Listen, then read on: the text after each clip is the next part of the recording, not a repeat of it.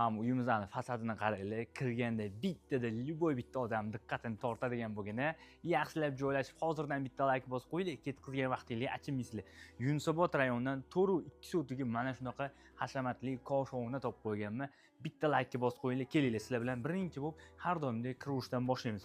Marhamat, kirush eshigi bu yoqda mashina uchun parkovka rasmi. Bu yoqda qaranglar, bitta mashina bu yoqda tursa, tashqarida yana bitta mashina uchun joylar yetarlicha mavjud. Bu yoqda qo'l uchun ajratilgan sanuzel va bu yoq naves tepasida, ya'ni ofis qilingan. Ofisga отдельно bu yoqdan chiqiladi. Ofisni ham ko'rib turibsizlar, juda ham chiroyli, akkuratlik qilingan.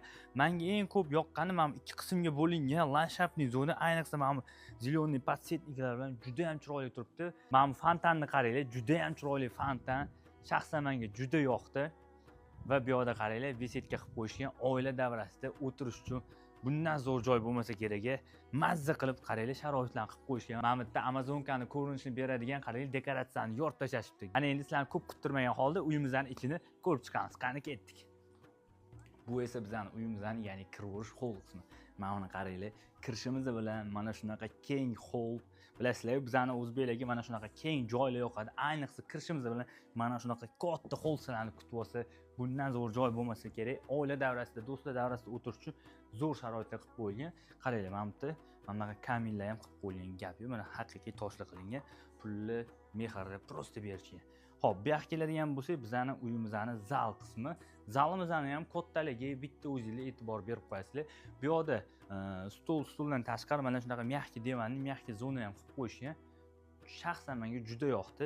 Bu yerda ishlatilgan mebellar hammasi Yevropadan pod zakaz kelgan. O'shani ham ta'kidlab o'tib ketaman. Xo'p, kelinglar, birinchi bo'lib mana shu yerda yotoqxona. O'zida mana shunaqa joylari, sanuzeli. Xo'p, bu yoqda yotoqxonamizdan ko'rasizlar, shkaflari, sanuzel o'zining ichida, televizorlari bilan juda chiroyli, remontiga prosta bitta like bosib niyat qilib qo'yinglar. Inshaalloh ota-onamiz bilan mana shunaqa fayzli xonadonlarda yashashlik nasib ro'za aylasa. Ana endi ko'proq ayollarimiz vaqtini o'tkazadigan oshxonaga olib o'taman. Ayollarimiz agar oshxona yo'qsa, bitta like qizartirib qo'yasizlar. Mana buni qaranglar, oshxonani. Shaxsan menga juda yoqdi. Kattaligini qaranglar, kattaligini qaranglar. Mana mashitdan boshlanyapti oshxonamiz. Mana bu yoqda tugayapti. G-obrazniy oshxona. Kattaligini qaranglar. Bu yoqda ayollarimizni tayinlash uchun texnikani hammasi mujassam qilib qo'yilgan. Bu yoqda oila davrasida o'tirish uchun mana shunaqa stol stullar qilib qo'yilgan. Ana endi tayyormiz. Ayollarimiz yoqdimi? Niyat qilib bitta like bosib, kimga mana shunaqa oshxonani ravo ko'rsangiz tezda jo'natib qo'ying. Kirishimizdan mana shunaqa garderobni qilingan, ya'ni oyoq kiyim yilish uchun. Ana endi sizlar bilan bu uyimizni ikkinchi etajiga sayohat qilamiz. Qani ketdik.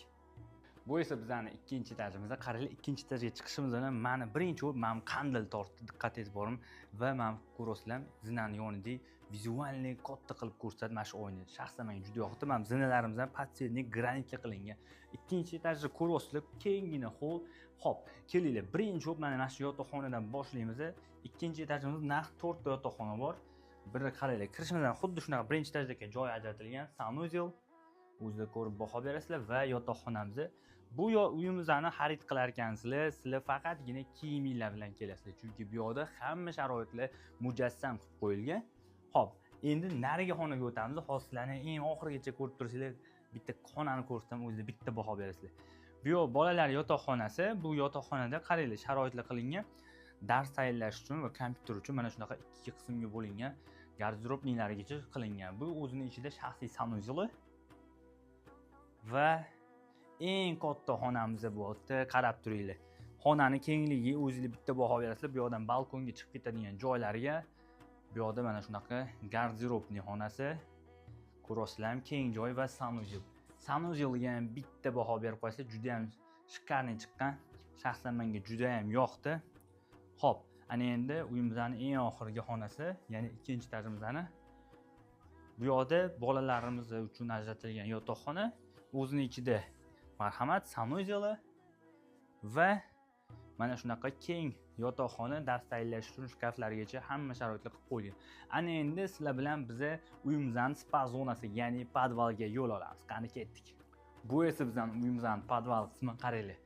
Shunday chiqarganmiz podvalga, mana sport zalni qaranglar. Hech qanaqa abonement sotib olib, sport zalga borishlarning hojati yo'q. Barcha sharoitlar mana shu uyda mujassam qilib qo'yilgan, televizorlargacha qo'yilgan.